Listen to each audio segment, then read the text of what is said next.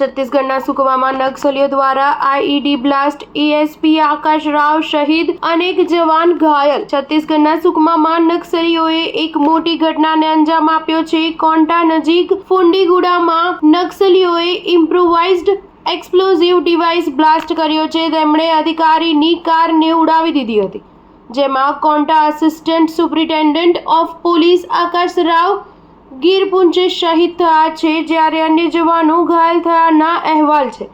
અહેવાલો અનુસાર નક્સલીઓએ મંગળવારે બંધનું એલાન આપ્યું હતું, જેને લઈને એએસપી આકાશ રાવ તેમની ટીમ સાથે વિસ્તારમાં પેટ્રોલિંગ કરી રહ્યા હતા। આ દરમિયાન તે કોન્ટા એરાબોરા રોડ પર નક્સલીઓ દ્વારા લગાવવામાં આવેલા આઈઈડી બ્લાસ્ટ થયો હતો, જેમાં એએસપી આકાશ રાવ ગીરપુંજે શહીદ થયા છે અને કેટલાક જવાનો ઘાયલ થયા છે।